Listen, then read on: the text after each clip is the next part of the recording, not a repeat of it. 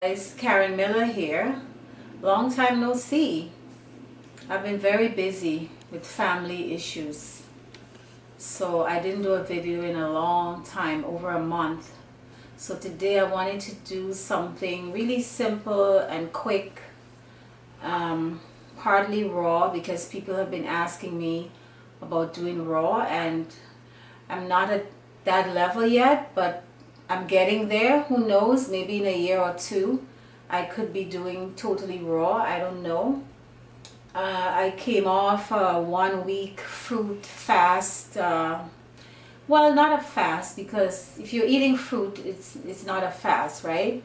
But I had only fruit for a week, and I was longing for a little bit of the saltiness. You know, there's a difference between going on a fast where you just have water, or you do the lemonade fast, and actually going on a fruit fast. Because I think what happened was I was craving salt and salty food, but I hung in there and I did it for 7 days. So I'm off this now, and I'm back to my intermittent fasting, which I eat once a day. I haven't eaten anything all day, and it's I think around 4 o'clock now. I'm going to eat around 5 or 6 o'clock this afternoon. So I'm going to start doing more raw, like 60 raw, 40 cooked, or 75, 25, 80, 20. I'll see how it goes. So this is what I wanted to do today. And I also wanted to address backsliding, because I know about this very well. I mean, I've been trying to do this vegan lifestyle for many years, and finally 3 years ago I really started like doing it without fail, and has been very successful so far. So what I want to say is, you have to have some philosophy, you have to have some value. I mean, what are your values? What do you care about? I mean, do you care about the animals? If you care about the animals and you don't want them to be killed and treated badly in those concentrated animal feeding operations, where they are mistreated, where they get sick, get disease, and then they give you the meat, you could look at it that way. You could look at it from yourself, your body.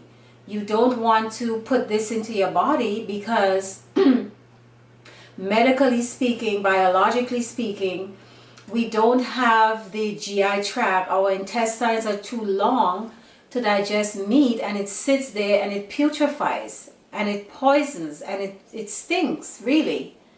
So you could look at it at different angles and make a decision once and for all. You have to come up with a set of values. You have to come up with some kind of philosophy and make a decision. Believe me, I totally understand how it's so easy to backslide and to go back to eating meat, because especially if you're living with family and they're not on the same level, they're not at that stage where they are off the meat, and you might have to cook for them, or even if you're not cooking for them, it's just around you. Or if you live in New York like I do, I mean, the smells everywhere. So I know it's difficult, but you have to create a set of values. And if you are sick, if you're obese, if you have cancer, if you have high blood pressure, sugar, diabetes, I mean, this is a good time to say once and for all, I'm going to stay clear of the meat. This is the first thing you do, and then gradually, because it's a transitional thing, you don't just go cold turkey. And my channel now is for people who have decided that, okay, this is what I want to do, because I have recipes on my channel that somebody who is at a certain stage may not cook it, because people have been even criticizing that I'm frying too much, and I'm using too much oil. So it depends on the stage that you're at, as they say. If you're just starting this transition, the recipes that I did 2 years ago, that I did earlier on, those recipes would be good for you as I go on, because I am also growing and changing. I am in constant transition. I'm not stuck. I don't want to be stuck, because it means that I'm not growing. And I hope that you are growing and changing and learning and doing research and trying your best to be healthy, because it's just horrible out there. They are contaminating our foods, they are contaminating our water, they're spraying chemicals in the air, and they're raining down chemicals on us. So you have to be very careful with what you eat and how you eat. The less you eat, in my opinion, I think it will be better. And to do a cleanse, do a fruit diet once in a while, just to give your body a break. We just have to be so careful and do the best that we can. So for those of you who are having a hard time sticking on this vegan diet, just create some kind of philosophy. What I always say is, I don't love certain foods more than I love myself. I only have one life, and I have to protect this life. I have to take care of this life, take care of my body, and until I drop dead. But I want to live as long as possible. I want to be healthy. I don't want to be walking around with a cane. I don't want to be limping. I don't want to have aches and pains. I don't want to have arthritis. You know, so this is my feeling about it. I want to be strong. I want to be flexible. I exercise every day. I do yoga. I do Pilates. I walk everywhere. And I try to be as flexible as possible, because flexibility is the key to keeping young and vibrant. So create a philosophy, whether you create it around yourself and your values, or if you care about the animals and you care about other species that, you know, God knows what they're doing and putting in the food and giving us to eat, the processed foods, you don't even know what's in it. So you have to create a philosophy where you care about life in general. You care about life, and most importantly, you care about your life, and you try to do the best that you can and try to stick on this diet. I don't like the word diet because it has the word die in it. So this vegan lifestyle or vegetarian lifestyle. All right, so today I'm going to do partly raw, partly cooked recipe for you, and I hope you enjoy it, and we'll see what happens in the future. We're always changing and growing. All right, so take care. See you guys at the stove. So today I'm going to use these pulses. Pulses are a general name for lentils and beans.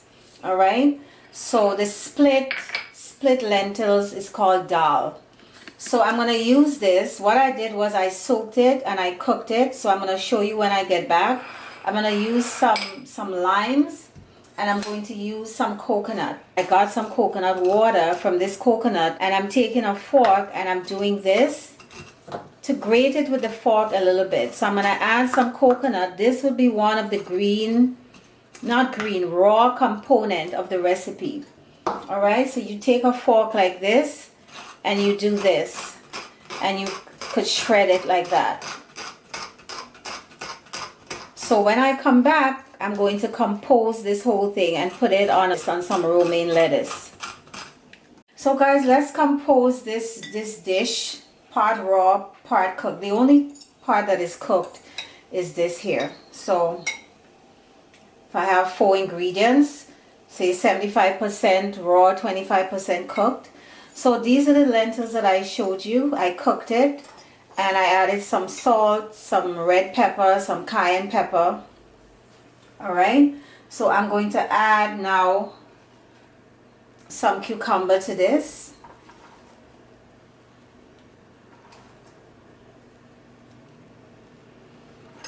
I have my coconut here that I grated with my fork.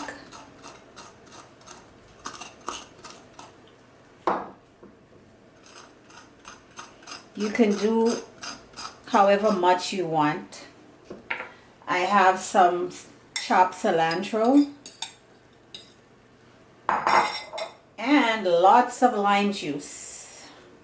The lime juice is really going to bring this together.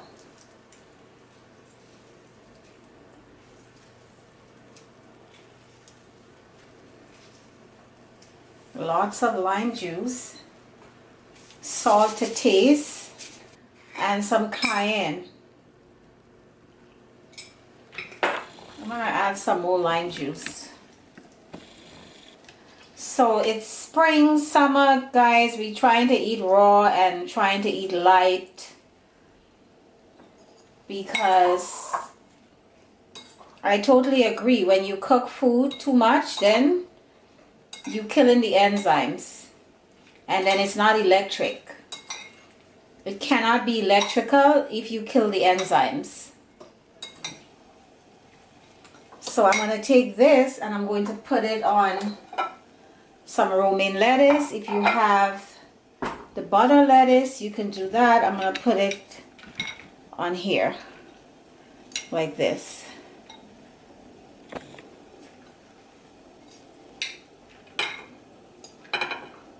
This could be a little appetizer or even a main dish, part of a main dish, like a side dish. Alright guys, so this is looking good. So I hope you do this. It's light, it's easy to make, and it's partly raw. So those of you guys who are asking me for raw, there you go. And I'm going to try to do more raw stuff for the summer and the spring. Alright, take care. See you guys soon. Don't forget to like and subscribe and share. Take care.